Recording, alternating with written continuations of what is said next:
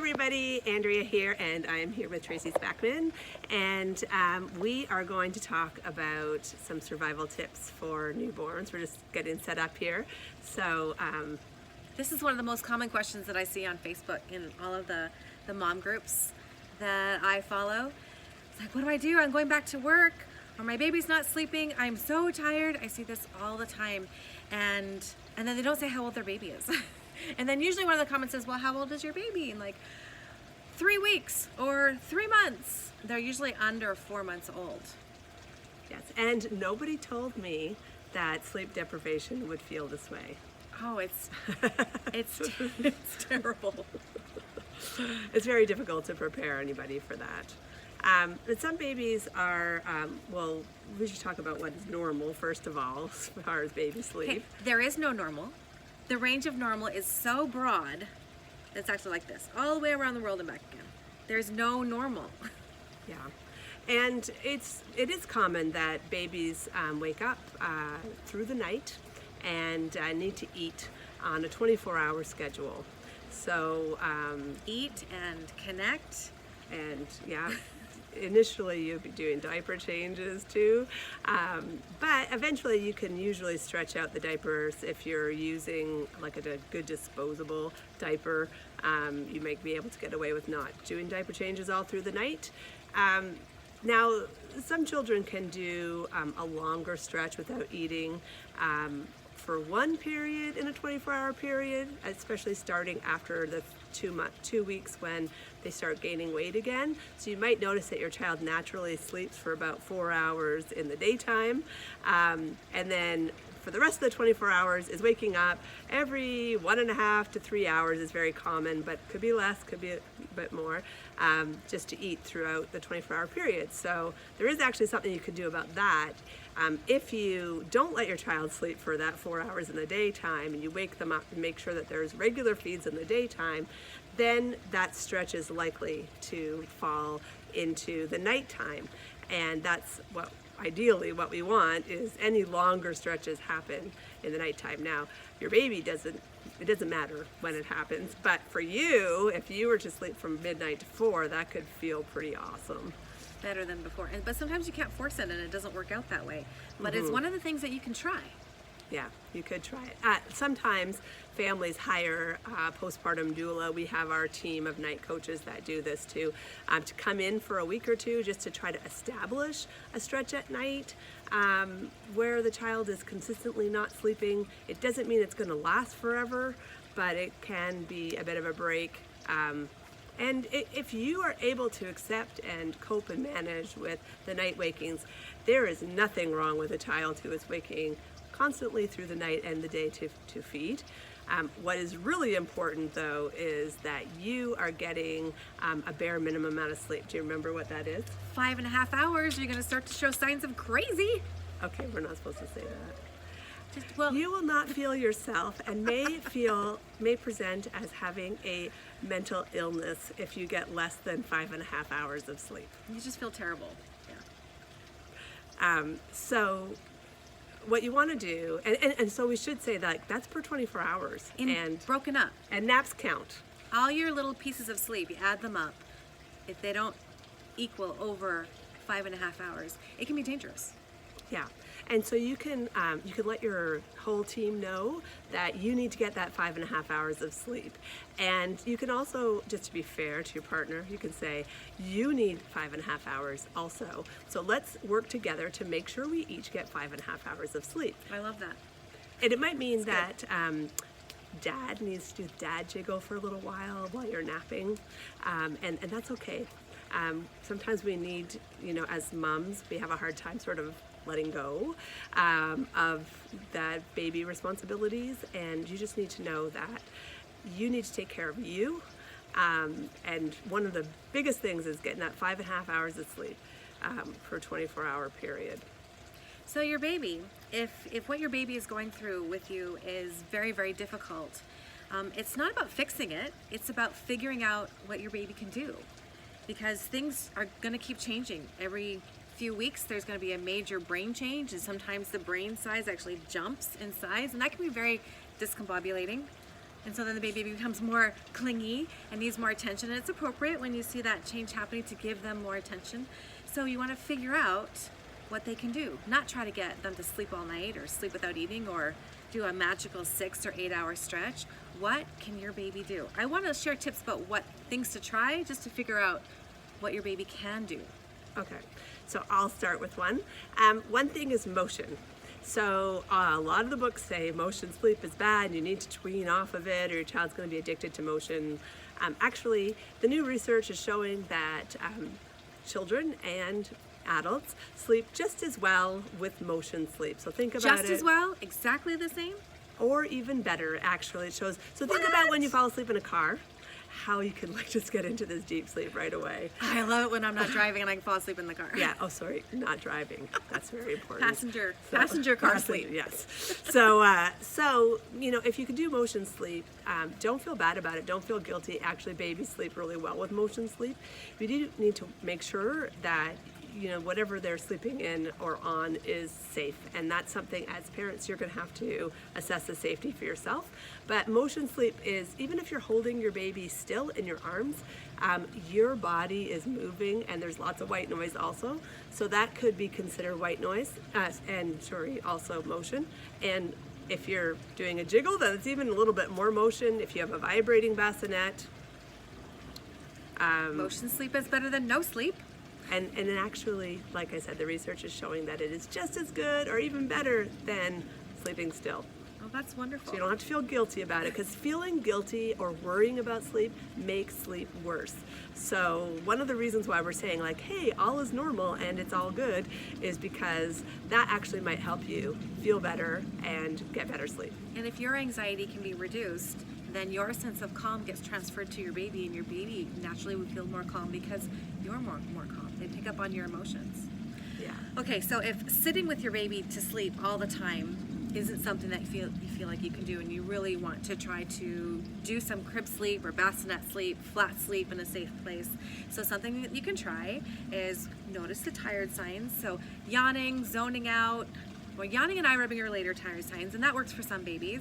And other babies try to find something that is more subtle that happens before yawning and eye rubbing, like zoning out, staring off into space, glassy eyes, disinterest, clenching their fists, crunching up their face, pulling their ears, pulling their hair if they have hair, bopping their head on your shoulder. These are some of the more subtle tired signs that happen a little bit earlier in the sleep window.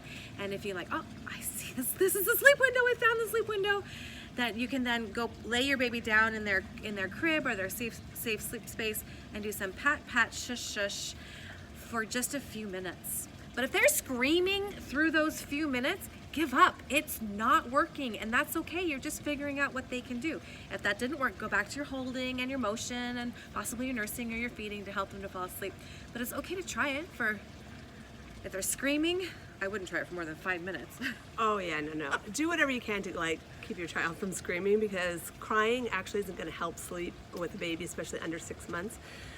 Okay. But it's okay to try. Pro tip. This is actually a tip that you can try. If your baby's really fussy and you're trying to whatever and they're not calming down, if you step into another room, chances are their attention's going to refocus and they're going to stop crying, at least for a minute, and you might be able to build on that and do your jiggling and stuff to keep them from crying. So yeah, it works. But try it out and let us know. Sometimes it's helpful to hold them to sleep and then see if you can put them down. Some babies, they need to be held the whole time because their brain is just so busy, and that close and contact with you is actually really important for them. But it's okay to try to help them to fall asleep in your arms or nursing or feeding, and then after, 5 or 10 minutes, when you feel their muscles kind of relax in you, to then try to lay them down on the flat surface and see if they'll stay awake. And if they wake up in less than 45 minutes maybe, that you'll respond right away and help them to get back to sleep. It's okay to try that. Yeah, and also for babies under 6 months, short naps are normal, they're restorative, they're fine. So if your baby's sleeping like 2 minutes at the breast, that actually counts. So if you're telling me that your child is sleeping 20 or 30 minutes, that's actually really good. And if they're sleeping 45 minutes or longer, that's like a total bonus. That's really good. Yeah. So if you're getting the cat naps, you need a lot more of them. If you're getting the longer naps, you can probably have longer times between them. I've noticed that for babies under 4 months, would you say between 3 and 5 months, that a common wakeful window might be 90 minutes? Yeah, an hour to an hour and a half. And yeah, it varies quite a bit. Just so you have a But, frame of reference, so you're not thinking that a 4-hour wakeful window at 3 months old is normal or healthy. Yeah, Not probably really. not. Not really. Yeah. An hour, 90 minutes, and then around 6 months, a 2-hour wakeful window. I see that a lot. That's really common. Yeah, and so we would be more concerned around 6 months with the length of the nap too. So if your child sleeps for 45 minutes or longer, there's this deeper sleep that happens between 30 and 45 minutes that babies under 6 months don't really need. But after 6 months, it becomes more important. So if they get that deeper sleep, then they're going to be able to stay awake for their full wakeful window, which is usually around 2 to 2.25 hours. If the nap is shorter than 45 minutes, chances are the wakeful window is going to be an hour to an hour and a half again.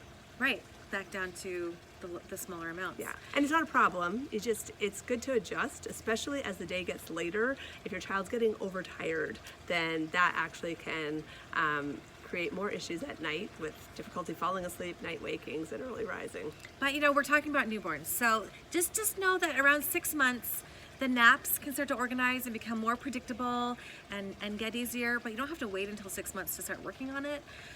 Reading body language, coping, figuring out what your baby can do. Try a few things that don't cause a lot of anxiety just to figure out what works for your baby. And you may have a super smart, high IQ, top of the world, amazing potential baby who needs to be held all the time, and that's okay. Yeah. If you're finding that you're having trouble transitioning your baby down onto a flat surface, like I said, for naps especially, it's fine to hold your baby. It gets a little bit more unsafe if you're actually falling asleep with your baby in your arms, but if you're awake, then it's all good. And so, but, a lot of moms will say, well, I don't have a safe surface, or every time I just lower my baby an inch, then they just pop awake. You could actually find a safe place on the floor.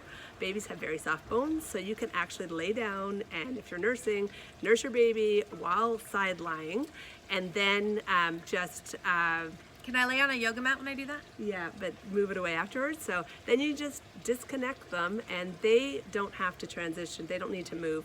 They can stay there in that spot. Just make sure there's no animals or anything around, and they can actually just sleep on the floor. So this is like a backup for the backup strategy. So what was this you were telling me earlier about other medical professionals that you could go see in case you suspect that there's something more going on here? Yeah, so if your baby's fussy, you suspect, reflexes overdiagnosed, but babies are fussy, colicky, whatever.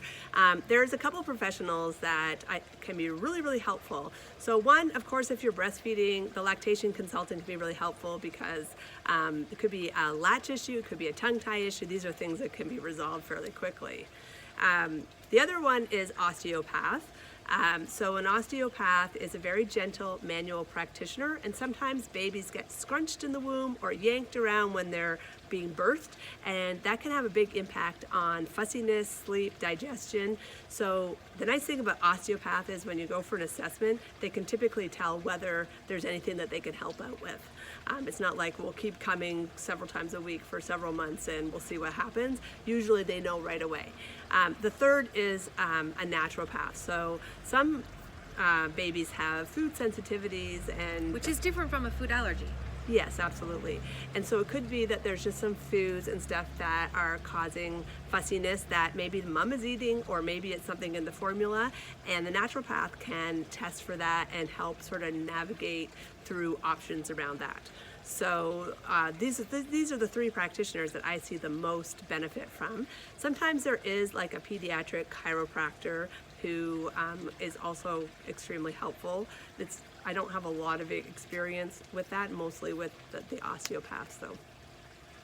Thanks. Yeah, the osteopath, once she explained what the osteopath does, I'm like, oh yeah, right, I know what that is. But the term osteopath was one I was unfamiliar with, just the label. Yeah, so it could be different in the States as in Canada. Oh, so. probably not. I just didn't know that one. Yeah, okay. All right, so a lot of babies get fussy, and sometimes there's nothing you can do about it. The one thing I would say, like if your baby's crying and you've tried all the different things to calm them down, all you can do sometimes is just stay calm yourself and hold that baby, or get another calm adult to hold that baby. And even if you can't stop the crying, you're doing a lot for your child, and sometimes it's all you can do. Right. So stay calm and hold on. I need a t-shirt, stay calm and hold on. Yeah. It's almost as good as rub my belly and make a wish. You know, if you need to talk about what's going on and find out if it's normal, if you're comparing what's going on with your baby to what's going on with your friend's baby, there are different babies with different temperaments, and it's normal if your baby's doing something completely different than your friend's baby. That's okay. So don't compare babies. It's not helpful. But you can call us, and we have seen a range of scenarios, and we can help you figure out if that's a red flag or not, if you're concerned. Yeah. Well, good luck and enjoy your little one. Also try to make sure you take some time for yourself to do something enjoyable, even for 2 minutes a day, even if it means just going to the bathroom by yourself. These are really important things to do as well. I'm Tracy Spackman, and this is Andrea Strang, and a good sleep makes a world of difference. Take care, everyone.